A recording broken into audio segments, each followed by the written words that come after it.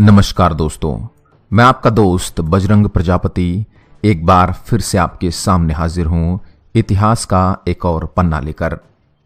आज हम बात करेंगे एक ऐसे पन्ने की जिसने ब्रिटिश साम्राज्य को भारत में नींव रखने का मौका दिया।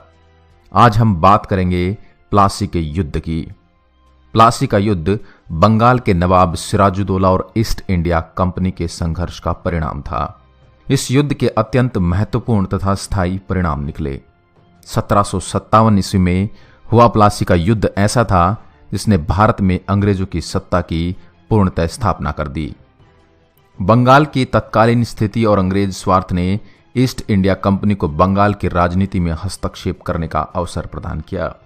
अलीवर्दी खां, जो पहले बिहार का नायब निजाम था, ने औरंगजेब की मृत्यु के बाद आई राजनीतिक उठापटक का भरपूर लाभ उठाया। उसने अपनी शक्ति बहुत बढ़ा ली।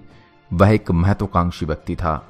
उसने बंगाल के तत्कालीन नवाब सरफराज खां को युद्ध में हराकर मार डाला और स्वयं नवाब बन गया। 9 अप्रैल को अलीवर्दी खां की मृत्यु हो गई।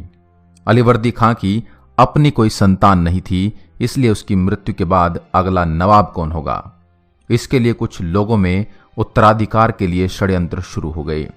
पर अलीवर्दी ने अपने जीवन काल में ही अपनी सबसे छोटी बेटी के पुत्र सिराजुद्दौला को उत्तराधिकारी मनोनीत कर दिया था। अंततः वही हुआ। सिराजुद्दौला बंगाल का नवाब बना। सिराजुद्दौला भले ही नवाब बन गया, पर उसे कई विरोधियों का सामना करना पड़ा।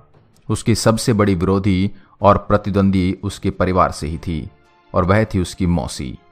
उसकी मौसी का नाम घसीटी बेगम था।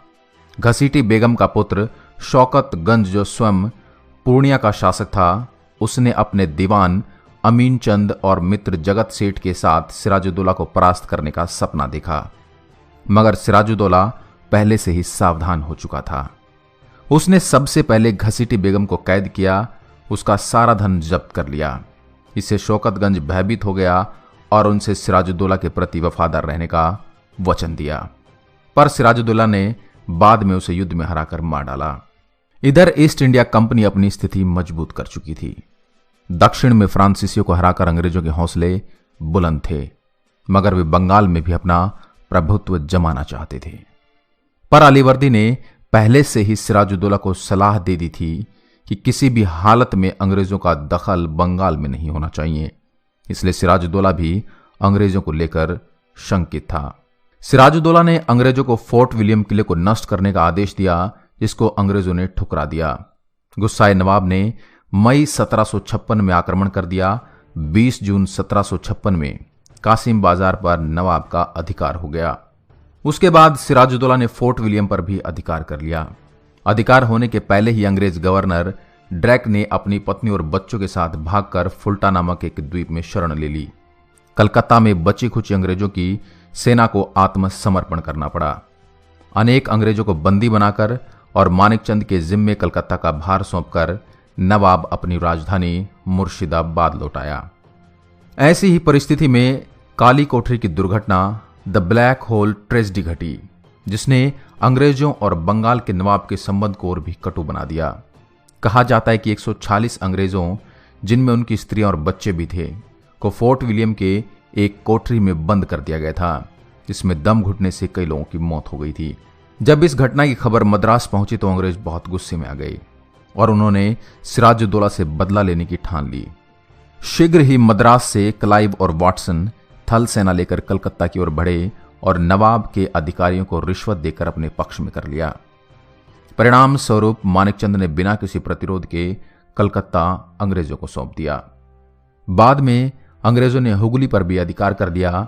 ऐसी स्थिति में बाध्य होकर नवाब को अंग्रेजों से समझौता करना पड़ा। 9 फरवरी 1757 को क्लाइव ने नवाब के साथ एक संधि की, जिसके अनुसार मुगल सम्राट द्वारा अंग्रेजों को दी गई सारी सुविधाएं वापस मिल जानी चाहिए। नवाब को लाचार होकर अंग्रेजों को सारी जब्त फैक्ट्रियां और संपत्तियां लौटाने के लिए बाध्य होना पड़ा। कंपनी को नवाब की तरफ से हर्जाने की रकम भी मिली। नवाब अंदर ही अंदर बहुत अपमानित महसूस कर रहा था।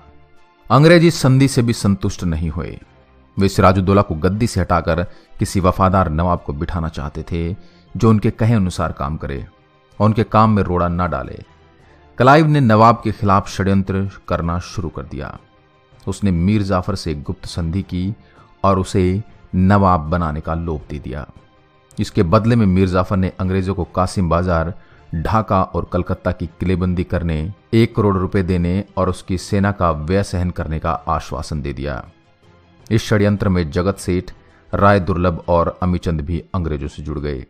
अब क्लाइव ने नवाब पर अलीनगर की संधि भंग करने का आरोप लगाया। इस समय नवाब की स्थिति अत्यंत दयनीय थी।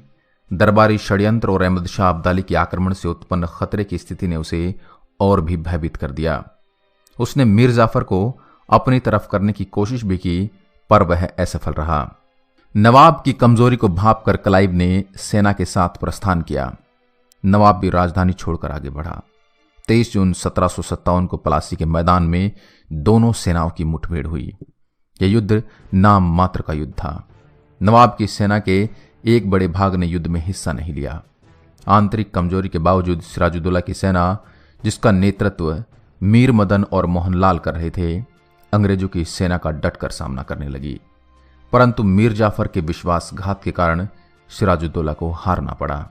वह जान बचाकर भागा, परंतु मीर जाफर के पुत्र मीरन ने उसे पकड़कर मार डाला। प्लासी के युद्ध के परिणाम अत्यंत ही व्यापक और स्थायी निकले। इसका प्रभाव कंपनी, बंगाल और भारतीय इतिहास पर पड़ा। मीर जाफर को क्लाइव ने बंगाल का नवाब घोषित कर दिया। उसने कंपनी और क्लाइव को बेशुमार धन दिया और संधि के अनुसार अंग्रेजों को भी कई सुविधाएं मिली। बंगाल की गद्दी पर अब एक ऐसा नवाब आ गया जो अंग्रेजों के हाथों की कठपुतली मात्र था। प्लासी के युद्ध ने बंगाल की राजनीति पर अंग्रेजों का नियंत्रण कायम कर दिया।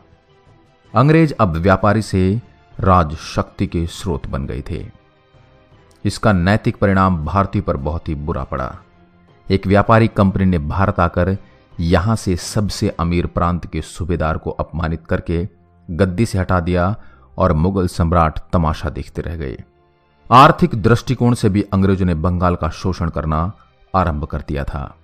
इसी युद्ध से प्रेरणा लेकर क्लाइव ने आगे बंगाल में राजनीतिक सत्ता स्थापित कर ली। बंगाल से प्राप्त धन के आधार पर अंग्रेजों ने दक्षिण में फ्रांसीसियों पर विजय प्राप्त की और भारत में इकलौते प्रतिद्वंदी को नष्ट कर दिया।